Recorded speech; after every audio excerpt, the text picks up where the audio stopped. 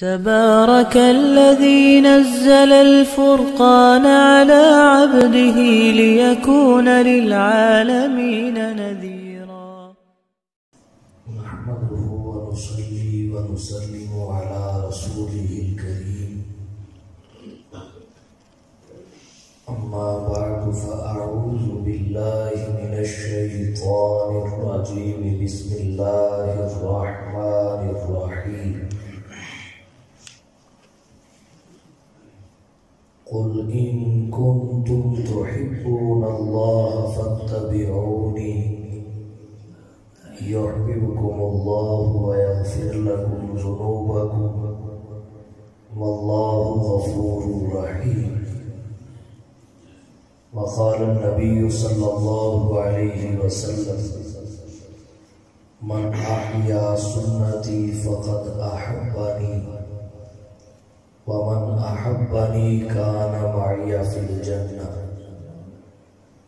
سبحان ربك رب العزة عما يصفون وسلام على المرسلين والحمد لله رب العالمين.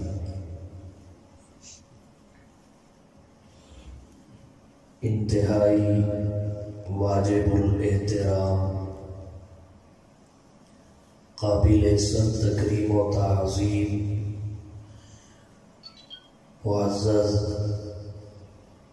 مشائخ عظام، علماء کرام، عزیز بھائیوں، دوستوں، بزرگوں، قرآن کریم کی ایک آیت مبارکہ اور کنز الامال میں سے جناب نبی کریم صلی اللہ علیہ وسلم کی ایک حدیث شریف کی میں نے تلاوت کی ہے، جن کی روشنی میں عنوان گفتگو اتباع رسول متعین ہے اور اجزائے گفتگو 5 ہیں۔ نمبر 1، آیت کریمہ کا شان نزول۔ نمبر 2، اتباع رسول کا معنی و مطلب۔ نمبر 3، اتباع رسول کی اہمیت اور فیضان۔ نمبر 4، مخالفت رسول کا انجام۔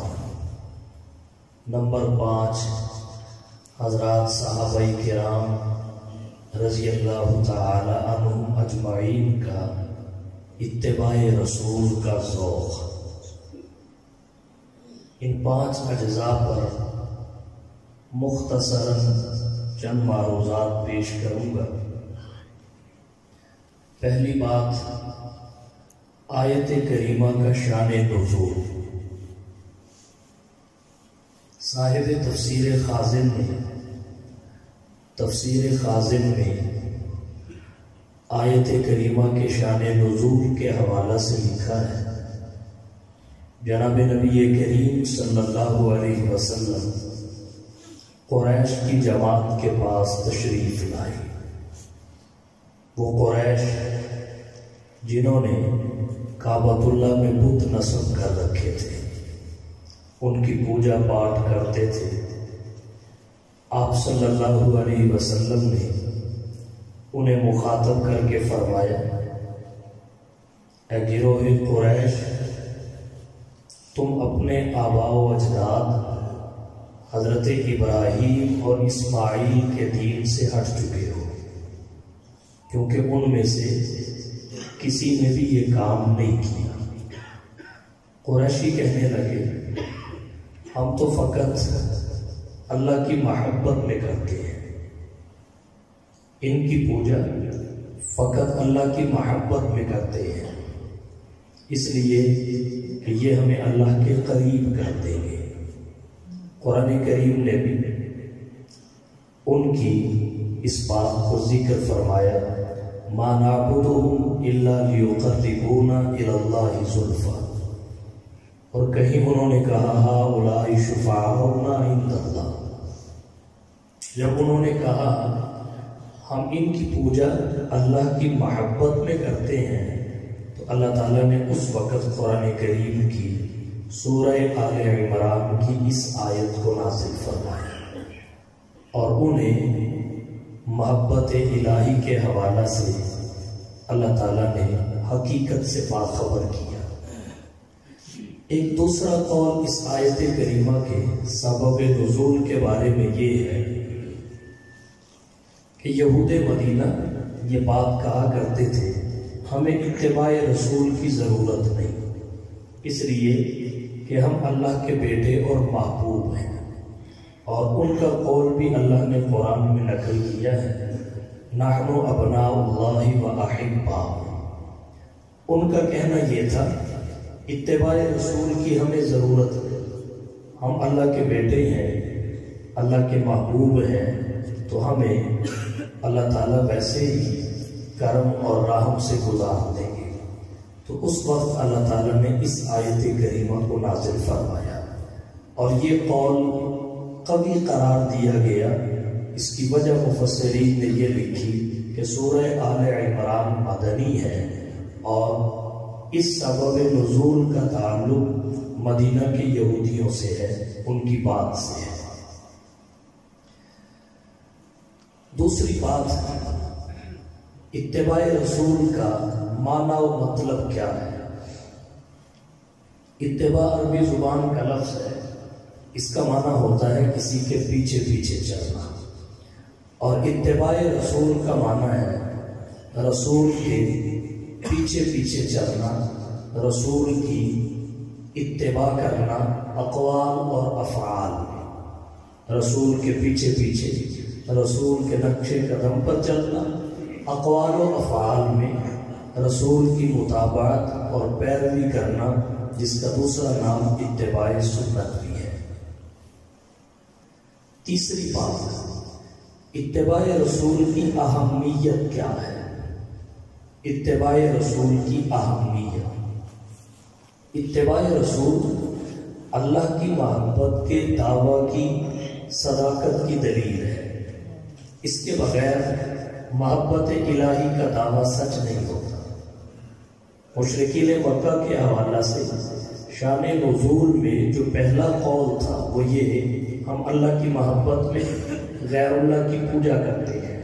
تو بتایا گیا اگر اللہ کی محبت میں کرتے ہو تو محبت الہی کی صداقت اتباع رسول سے جڑی ہوئی ہے، اور اگر دوسرا قول پیش نظر رکھا جائے تو اس میں بھی یہی ہے۔ انہوں نے کہا تھا ہم اللہ کے محبوب اور بیٹے ہیں، اس لیے اتباع رسول کی ضرورت نہیں، تو اللہ نے آیت کریمہ کو نازل کر کے فرمایا اللہ کی محبوبیت اللہ کے رسول کی اتباع کے بغیر ممکن ہی نہیں۔ تو محبت الہی کا دعویٰ سچا اتباع رسول صلی اللہ علیہ وسلم سے ہوتا ہے، یہ اہمیت ہے اتباع رسول۔ اتباع رسول کے بغیر عہد الست کا ایفا نہیں ہوتا، اتباع رسول کے بغیر ایمان مکمل نہیں ہوتا، اسلام مشکوک ہو جاتا ہے، توحید کی اشاعت نہیں ہوتی، اللہ کی محبت بھی نصیب نہیں ہوتی، محبوبیت بھی نصیب نہیں ہوتی، نبی کی قربت اور شفاعت سے محرومی لازم آتی ہے۔ تو اتباع رسول محبت الہی کے دعوے کو سچا کرنے کے لیے سب سے بڑی اور اہم دلیل ہے۔ اتباع رسول کی اہمیت یہ ہے کہ اگر کوئی عبادت بھی رسول اللہ صلی اللہ علیہ وسلم کے طریقے کی اتباع کے بغیر کی جائے تو وہ عبادت بھی عبادت نہیں رہتی، خواہ وہ کتنی ہی بڑی عبادت کیوں نہ ہو۔ اس پر بخاری شریف جلد ثانی سے ایک روایت آپ کی توجہ کی نظر کرنا چاہوں گا۔ امام بخاری رحمۃ اللہ علیہ فرماتے ہیں 3 آدمی ازواج مطہرات کی خدمت میں آئے، حضور صلی اللہ علیہ وسلم کی انفرادی عبادت کا حال معلوم کرنے کے ازواج مطہرات نے بتایا کہ آپ صلی اللہ علیہ وسلم رات کو لمبا قیام کرتے ہیں۔ نمبر 2، کثرت سے نفلی روزے رکھتے ہیں۔ نمبر 3، کوئی لمحہ اللہ کی یاد اور ذکر کے بغیر نہیں گزارتے، اکثر اوقات یاد الہی میں، ذکر الہی میں مشغول رہتے ہیں۔ یہ 3 باتیں جس وقت آنے والوں نے سنی تو آپس میں کہنے لگے، این نحن من النبی، کہاں ہم اور کہاں نبی۔ اللہ کے رسول صلی اللہ علیہ وسلم کا رتبہ اور مقام کتنا بلند ہے، مگر اس کے باوجود آپ اتنی عبادت کرتے ہیں اور ہم ہر لحاظ سے چھوٹے ہو کر بھی کس غفلت اور کمی کا شکار ہے۔ این نحن من النبی وقد غفر اللہ له ما تقدم من ذنبه وما تأخر۔ حالانکہ اللہ تعالیٰ نے آپ کے اگلے پچھلے گناہوں کو معاف کر دیا ہے، اور یہ بات بھی مفسرین نے لکھی ہے، جب ذنب کی نسبت حضور صلی اللہ علیہ وسلم کی ذات گرامی کی جانب ہو، اس سے گناہ مراد نہیں ہوتا، خلاف اولا مراد ہوتا ہے۔ اور اس پر ایک مقولہ بھی ذکر کیا ہے، حسنات الابرار سیئات المقربین۔ بہرحال صحابہ کرام کہنے لگے، این نحن من النبی وقد غفر اللہ له ما تقدم من ذنبه وما تأخر۔ حضور صلی اللہ علیہ وسلم کہاں اور ہم کہاں، اللہ نے آپ کے اگلے پچھلے سب معاف فرما دیا، آپ تو بخشے بخشائے ہیں۔ جب آپ اتنی عبادت کرتے ہیں ہمیں تو اس سے بہت زیادہ کرنی چاہیے، چنانچہ عزم کریں کہ ہم آئندہ کیا کریں گے۔ تینوں نے اپنے عزائم کا اظہار کیا۔ ایک کہنے لگا، انی اصلی اللیل ابدا، ہمیشہ رات کو نماز پڑھا کروں گا، اصلی اللیل ابدا، ہمیشہ ساری رات میں نماز پڑھا کروں گا۔ دوسرا کہنے لگا، انا اصوم الدہر ولا افطر، میں ہمیشہ روزہ رکھوں گا، کبھی روزہ نہیں چھوڑوں گا، افطار نہیں کروں گا۔ تیسرے نے کہا، انا اعتزل النساء فلا اتزوج ابدا، میں عورتوں سے الگ تھلگ رہوں گا، کبھی شادی نہیں کروں گا، تاکہ اہل و عیال میں بھی مصروف ہو کر کوئی لمحہ اللہ کی یاد سے غفلت میں نہ گزرے۔ اللہ کے رسول صلی اللہ علیہ وسلم نے ان تینوں کی یہ باتیں سن، آپ باتیں سن چکے۔ فجاء الیہم رسول اللہ صلی اللہ علیہ وسلم، جناب نبی کریم صلی اللہ علیہ وسلم ان کی جانب تشریف لائے اور فرمانے لگے، انتم الذین قلتم کذا و کذا، تم ہی ہو جنہوں نے یہ بات کی۔ انہوں نے عرض کیا، جی اللہ کے رسول، ہم ہی ہیں جنہوں نے یہ بات کی۔ نیت ان کی ظاہر تھی۔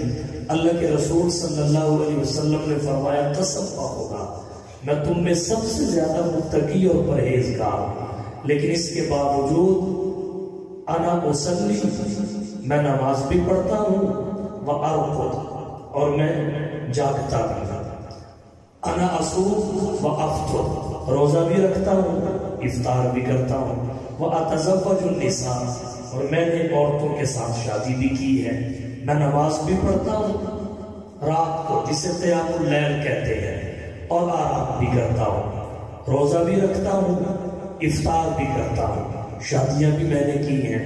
تو تم یہ کیا کہہ رہے ہو کہ ساری رات نماز پڑھوں گا، آرام نہیں کروں گا، ہمیشہ روزہ رکھوں گا، افطار نہیں کروں گا، شادی نہیں کروں گا، اور عورتوں سے الگ تھلگ رہوں گا۔ پھر آپ صلی اللہ علیہ وسلم نے فرمایا، فمن رغب عن سنتی فلیس منی، جو میری سنت سے اعراض کرے گا وہ مجھ سے نہیں ہے۔ اب اس حدیث مبارکہ سے نتیجہ کیا نکلا؟ قیام اللیل عبادت ہے، لیکن جب نبی کی اتباع اس میں نہ ہو، نبی کے طریقے سے ہٹ جائے تو عبادت نہیں رہتی۔ روزہ عبادت ہے، نبی کی اتباع سے الگ ہو جائے تو عبادت نہیں رہتا۔ الغرض، بڑی سے بڑی عبادت اگر حضور کی اتباع کی چادر میں نہ لپٹی ہو تو وہ عبادت نہیں رہتی۔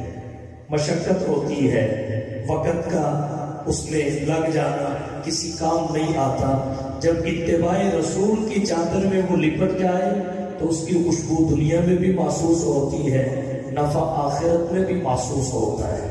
اس لیے علماء نے لکھا ہے اگر رسول اللہ صلی اللہ علیہ وسلم کی اتباع سے ہٹ کر طول قیام کی وجہ سے گردن اکڑ کیوں نہ جائے، کثرت رکوع کی وجہ سے کمر ٹیڑھی کیوں نہ ہو جائے، کثرت سجود کی وجہ سے پیشانی پہ محراب کیوں نہ پڑ جائے، اگر اتباع رسول کے بغیر وظائف اور ذکر و اذکار سے زبان خشک کیوں نہ ہو جائے، تسبیح کیوں نہ ٹوٹ جائے، ہا ہو کی فضاؤں سے، ہا ہو کی صداؤں سے فضا کیوں نہ گونج اٹھے، چلے کر کر کے جسم کیوں نہ سوکھ جائے، اگر رسول اللہ کی اتباع نہیں ہے اور یہ سب چیزیں اتباع رسول سے ہٹی ہوئی ہیں تو کسی کام کی نہیں۔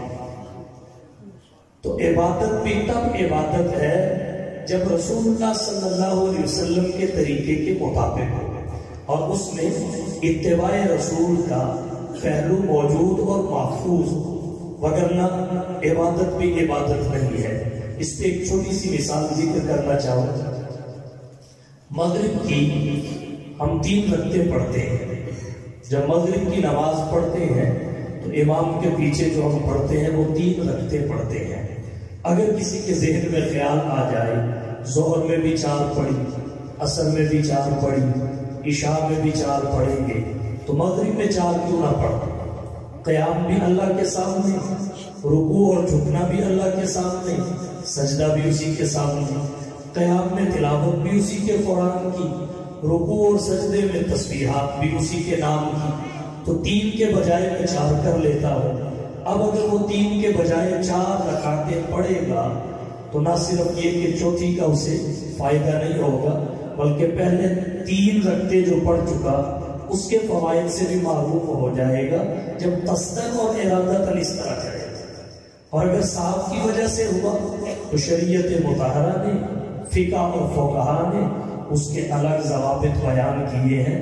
اگر قصداً اور ارادتاً اس سے کرے گا نہ صرف یہ کہ اسے چوتھی کا اجر نہیں ملے گا بلکہ پہلی 3 کا بھی جاتا رہے گا اور مخالفت سنت کی وجہ سے مواخذہ بھی ہو سکتا ہے، لینے کے دینے پڑ سکتے ہیں، لینے کے دینے پڑ سکتے ہیں۔ تو اتباع رسول کی اہمیت یہ ہے، اتباع رسول کی اہمیت یہ ہے، اس کے بغیر محبت الہی کا دعویٰ سچا نہیں ہوتا اور عہد الست کا ایفا نہیں ہوتا۔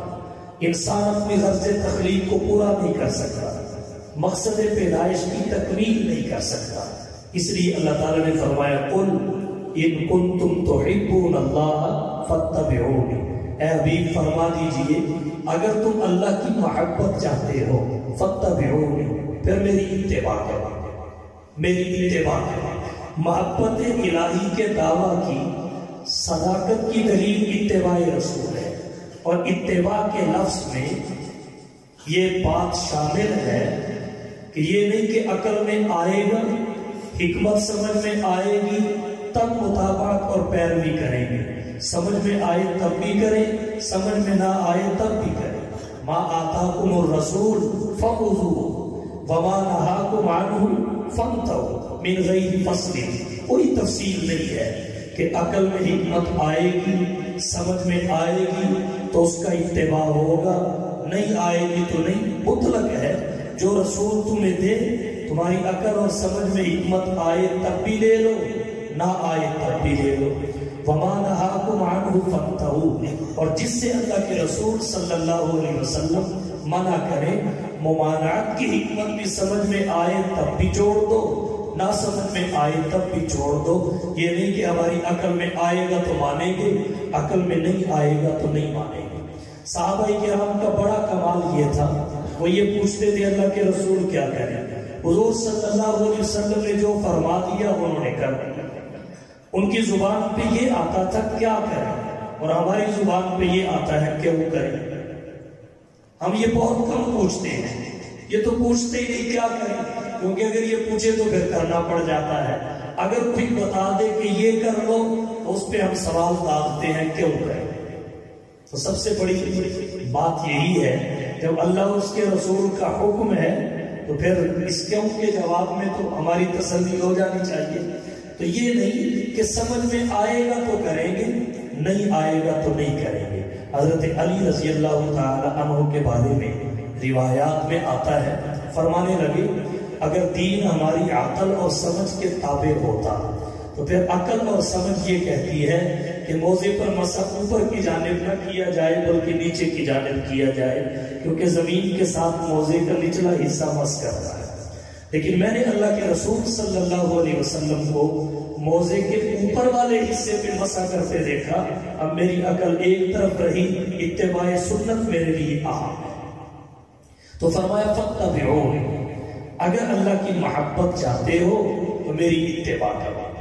اور پھر یہاں ایک بات اور عرض کرنا چاہوں گا، جناب نبی کریم صلی اللہ علیہ وسلم کو اللہ نے حکم یہ دیا فاتبعونی کہو، فاحبونی نہیں، کیونکہ پیچھے دعوے محبت کی دلیل ہی پیش کرنی ہے، اور اگر آگے بھی محبت ہو جائے دعویٰ بھی وہی دلیل بھی وہی، تو اس لیے فاتبعونی کا حکم دیا، کیونکہ اتباع دلیل محبت ہے۔ جو شخص کسی کے نقش قدم پہ چلے، کسی کی اتباع کرے، اس کے اقوال اور افعال کی مطابقت اور پیروی کرے، پھر اسے بتانا نہیں پڑتا مجھے فلانے سے محبت ہے، لوگ خود پہچان جاتے ہیں یہ فلانے سے محبت رکھنے والا ہے۔ اللہ تعالیٰ کائنات کو اس کی پہچان کروا دیتے ہیں۔ اگر احبونی ہوتا تو محبت کا دعویٰ تو جھوٹا بھی ہو سکتا ہے، اسے سچا کرنے کے لیے نسخہ چاہیے تھا، سچے اور جھوٹے کو الگ کرنے کے لیے مابہی امتیاز چاہیے تھا، اور وہ اللہ کے رسول صلی اللہ علیہ وسلم کی اتباع ہے۔ ایک بات یہاں اور عرض کرنا چاہوں گا، اللہ تعالیٰ نے فاتبعونی کا حکم دیا، فاتبعوا النبی بھی نہیں فرمایا، فاتبعوا الرسول بھی نہیں فرمایا۔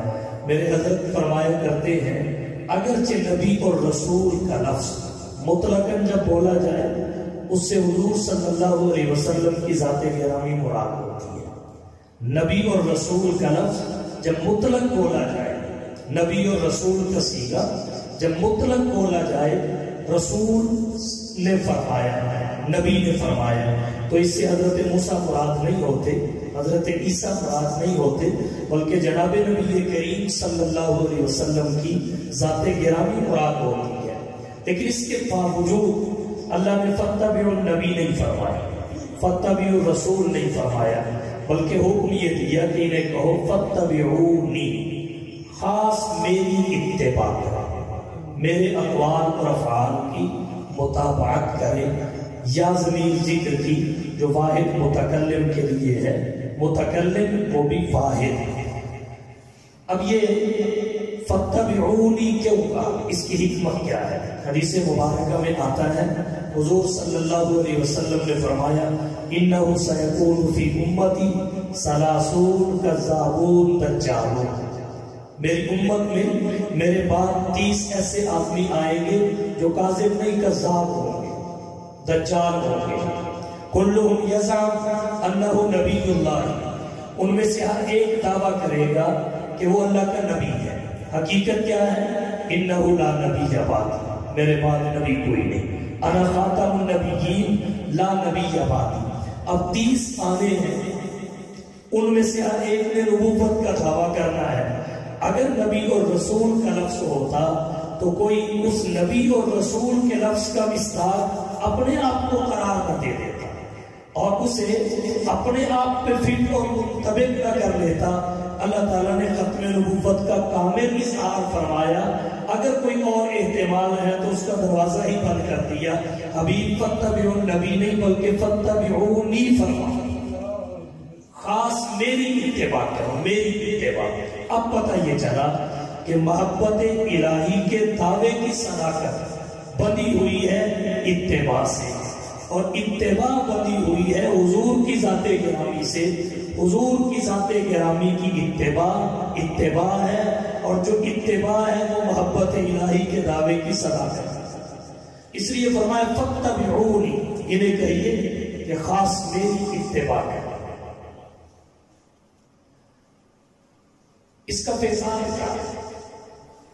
فیضان اس کا کیا ہے؟ ایک تو یہ یحببکم اللہ، اللہ کی محبت حاصل کرنے نکلے تھے، اللہ کی محبوبیت لے کے پڑھتے۔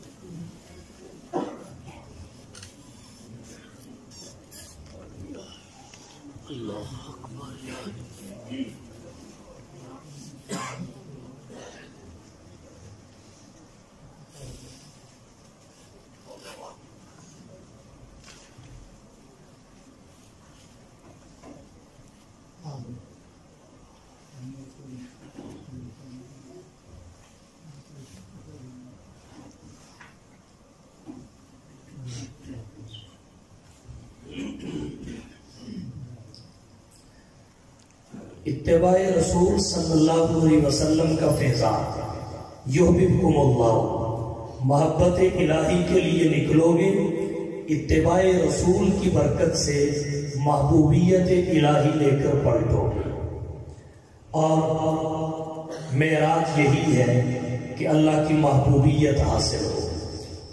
اور دوسرا فیضان یہ ہے یغفر لکم ذنوبکم، اللہ تمہارے گناہوں کو بخش دے گے۔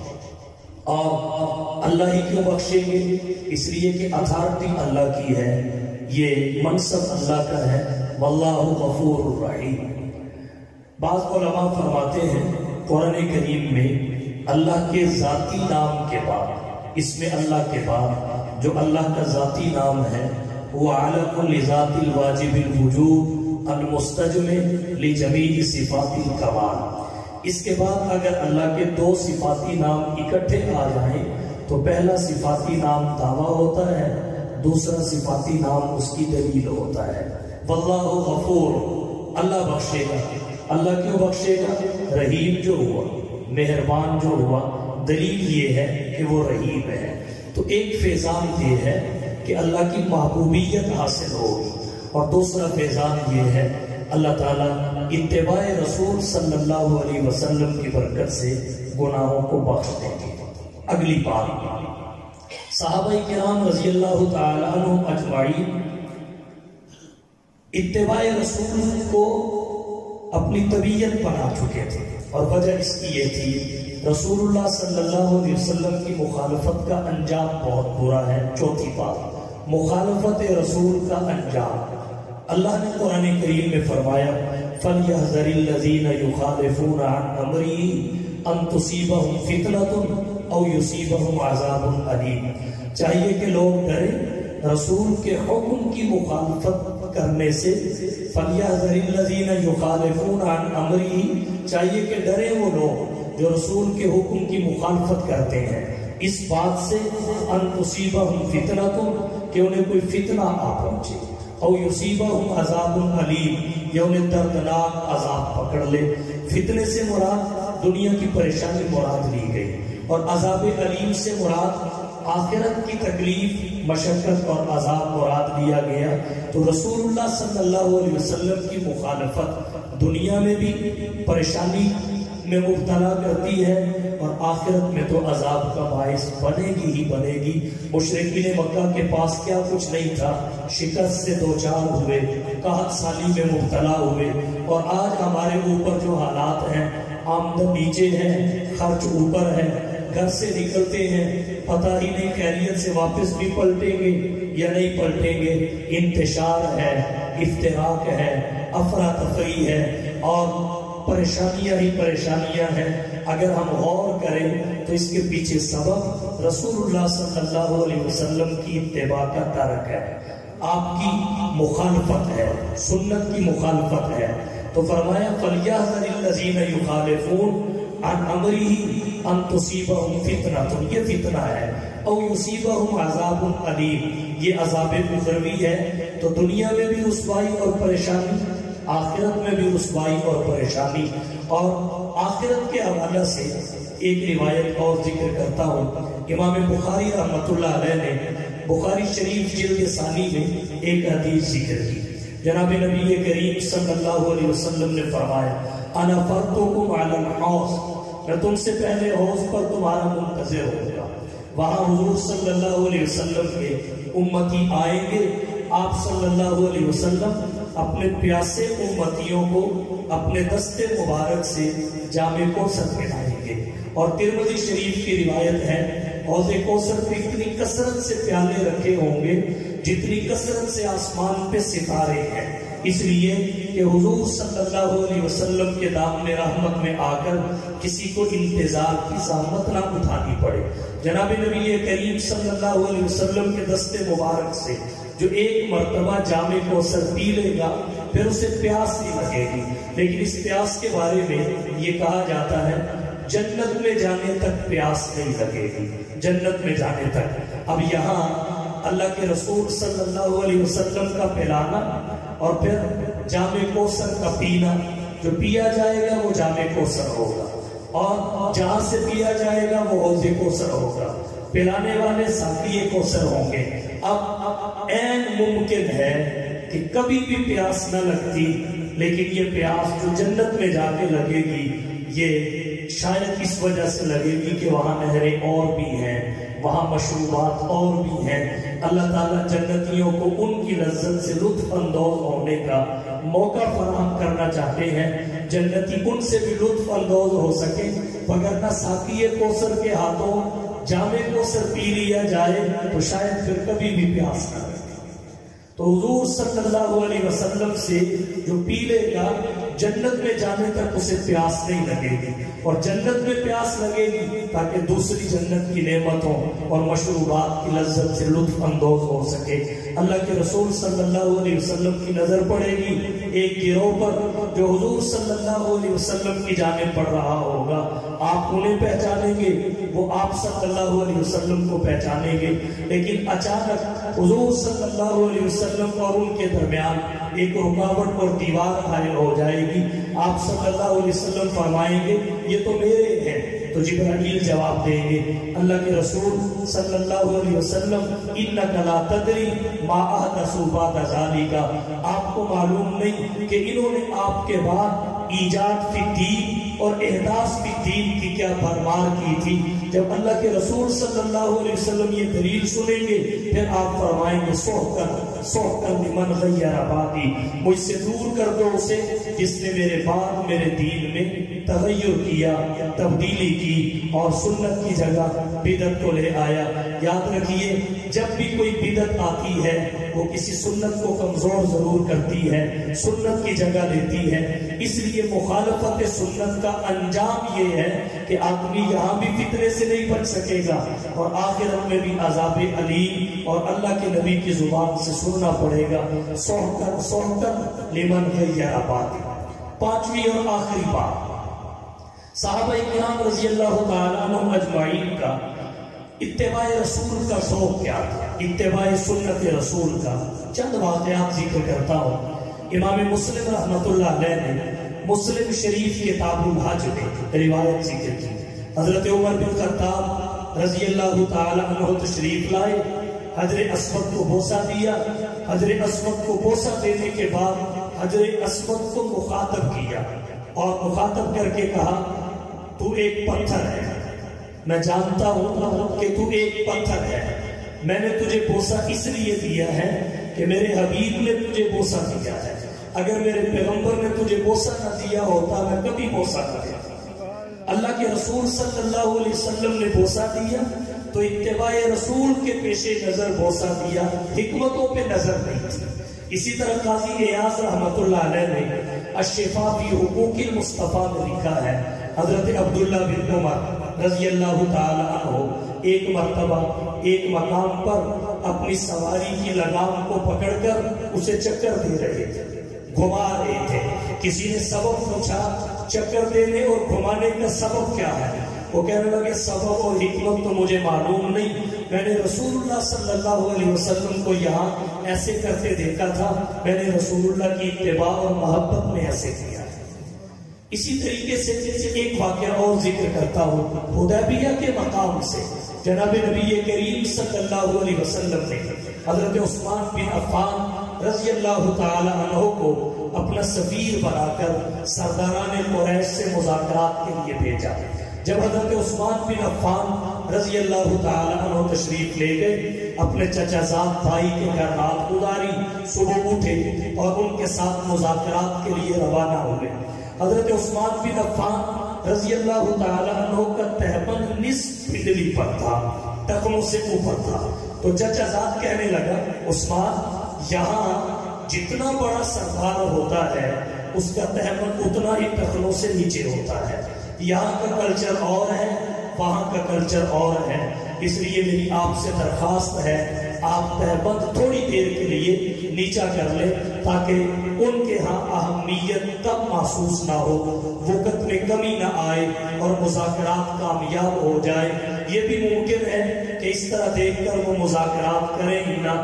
تو حضرت عثمان بن عفان رضی اللہ تعالی عنہ نے فرمایا سنو، وہ مذاکرات کرتے ہیں کریں، نہیں کرتے نہ کریں، وقت کم ہوتی ہے یا زیادہ ہوتی ہے، اہمیت کا لیول کیا ہے مجھے اس سے کوئی فرق نہیں پڑتا، میں یہ بات جانتا ہوں مجھے جو عزت ملی ہے اتباع رسول کی وجہ سے ملی ہے، اس لیے لا اس طرح میں بالکل نہیں کر سکتا۔ کیوں؟ اس لیے کہ ہاکذا عزت رسول اللہ صلی اللہ علیہ وسلم، میں نے اپنے پیغمبر کا اظہار یہیں پہ، اپنے پیغمبر کا تہبند میں نے یہیں پہ دیکھا ہے۔ یہ صحابہ کرام رضی اللہ تعالی عنہم کا اتباع رسول کا، اتباع سنت کا ذوق تھا، تو ہمیں چاہیے ہم اتباع رسول کا ذوق پیدا کریں۔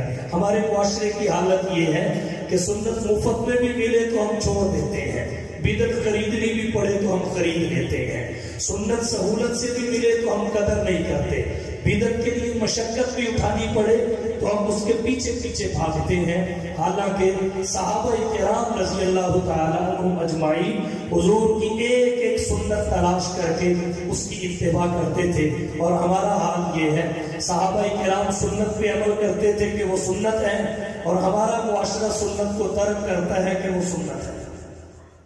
صحابہ سنت پہ عمل کرتے تھے کہ وہ سنت ہے، اور ہمارا معاشرہ سنت کو ترک کرتا ہے کہ سنت ہے۔ جی فرض اور واجب نہیں ہے، تو صحابہ کرام سنت کو سنت سمجھ کے عمل کرتے تھے، اور ہم سنت کو سنت سمجھ کے ترک کر دیتے ہیں۔ ہم صرف فرائض اور واجبات تک ہیں، جبکہ سنت فرائض اور واجبات کے لیے بھی ڈھال ہے، سنت فرائض اور واجبات کو بچاتی ہے۔ اور صحابہ کرام رضی اللہ تعالیٰ مجمعین کو اللہ نے جو عظمت عطا فرمائی وہ یہی اتباع سنت کے ذوق کی وجہ سے تھی۔ چلتے زمین پہ تھے، قدموں کی آہٹ جنت میں سنائی دیتی تھی، کائنات کے ذرے ذرے کو اللہ نے ان کی پہچان کرا دی تھی، خشک دریا بھی ان کا رکا پڑھ لیتے تھے۔ یہ اتباع سنت کا فیضان تھا، ہوا ان کا پیغام پہنچاتی تھی، جنگل کے درندے ان کے احترام میں اپنے بچوں کو گردنوں پہ لاد کر ان کے جنگل میں قدم رکھتے ہی جنگل خالی کر کے نکل جایا کرتے تھے۔ شہد کی مکھیاں شہادت کے بعد ان کے جسموں کے پہرے دیا کرتی تھی۔ یہ سارے کا سارا مقام انہیں اتباع رسول کی وجہ سے ملا تھا۔ اللہ تعالیٰ ہم سب کو بھی یہ ذوق نصیب فرمائے، اور ان خانقاہوں میں آنے سے، صوفیاتی مجالس اور صحبت کو اختیار کرنے سے اللہ تعالیٰ یہ ذوق معدوم ہو تو موجود کر دیتے ہیں، اور موجود ہو تو اس میں ترقی اور اضافہ فرما دیتے ہیں۔ یہ فیکٹریاں ہیں خانقاہیں اتباع رسول کا ذوق بنانے کی، اتباع سنت کا ذوق پیدا کرنے کی۔ تو میں نے اختصار کے ساتھ 5 باتیں ذکر کی، میں ایک دفعہ پھر دہرا دیتا ہوں۔ آیت کریمہ قُلْ إِن كُنتُمْ تُحِبُّونَ اللَّهَ فَاتَّبِعُونِي يُحْبِبْكُمُ اللَّهُ کا شان نزول، اور اس کی روشنی میں اتباع رسول کا معنی و مطلب۔ نمبر 3 اتباع رسول کی اہمیت اور فیضان۔ نمبر 4 مخالفت رسول یا مخالفت اتباع رسول کا انجام۔ نمبر 5 صحابہ کرام کا ذوق اتباع رسول۔ اس مجلس کو غنیمت جانیے اور یا اللہ کی صحبت کو اور بیعت کے اس موقع کو غنیمت جانیے۔ انشاءاللہ العزیز صرف علم ہی نہیں بلکہ علم پہ عمل نصیب ہوگا اور عمل میں اخلاص کی دولت اللہ پیدا فرمائیں گے۔ اللہ تعالی ہم سب کو میرے حضرت کی صحبت سے فیضیاب ہونے اور کامل استفادہ کی توفیق بخشے اور ہم سب اس موقع کو غنیمت جانیں اور اولیاء اللہ کے وجود کو نعمت عظمی سمجھیں۔ وآخر دعوانا ان الحمدللہ رب العالمین۔ آیت کریمہ کے شان نزول میں نے 2 قول ذکر کیے، تفسیر قاسم کے حوالہ سے اور دیگر تفاسیر کے حوالہ سے۔ میں اپنے حضرت کے حکم پر دوبارہ انہیں عرض کرنا چاہوں گا۔ ایک تو یہ جناب نبی کریم صلی اللہ علیہ وسلم قریش کی ایک جماعت کے پاس تشریف لائے۔ آپ صلی اللہ علیہ وسلم نے قریش کی اس جماعت کو کہا، اے گروہ قریش، تم حضرت ابراہیم اور حضرت اسماعیل اپنے آبا کے دین سے ہٹ چکے ہو۔ اس کے جواب میں جماعت قریش نے جواب دیا، ہم ان بتوں کی جو پوجا کرتے ہیں یہ اللہ کی محبت میں کرتے ہیں۔ ان کے بتوں کو دیکھ کر اور ان کی پوجا کو دیکھ کر اللہ کے رسول صلی اللہ علیہ وسلم نے فرمایا کہ تم اپنے آبا کے دین سے ہٹ چکے ہو، کیونکہ حضرت ابراہیم اور حضرت اسماعیل علیہ السلام وہ یہ عمل نہیں کرتے تھے۔ تو انہوں نے کہا ہم اللہ کی محبت میں ایسا کرتے ہیں۔ تو جب انہوں نے کہا ہم اللہ کی محبت میں کرتے ہیں تو پھر اللہ تعالیٰ نے اس آیت کو اتارا کہ محبت الہی کی صداقت اتباع رسول میں ہے۔ اگر رسول اللہ کی اتباع نہیں تو پھر تمہارا محبت کا دعویٰ غلط ہے، یہ صحیح نہیں ہے۔ اور دوسرا قول یہ ہے، یہود مدینہ یہ کہا کرتے تھے کہ ہم اللہ کے محبوب اور اللہ کے بیٹے ہیں، اس وجہ سے ہمیں اتباع رسول کی ضرورت نہیں۔ نحن ابناء اللہ و احباؤہ، ہم اللہ کے بیٹے ہیں اور اللہ کے محبوب ہیں، ہمارا کام اتباع رسول کے بغیر چل جائے گا، اس لیے ہمیں اتباع رسول کی ضرورت نہیں ہے۔ اللہ تعالیٰ نے اس آیت کو اتارا اور مفسرین نے اس قول کو اس وجہ سے کبھی قرار دیا کہ سورہ آل عمران مدنی ہے اور یہ قول یہود مدینہ کے قول سے تعلق رکھتا ہے۔ تو اس وقت اللہ نے یہ آیت اتار کے ان کو بتایا کہ محبت رسول، محبت الہی احباؤ میں جس کا تم نے دعویٰ کیا اس کی صداقت کی دلیل اتباع رسول ہے۔ اتباع رسول کے بغیر اللہ کی محبت کا دعویٰ سچ ثابت نہیں ہو سکتا۔ تبارك الذي نزل الفرقان على عبده ليكون للعالمين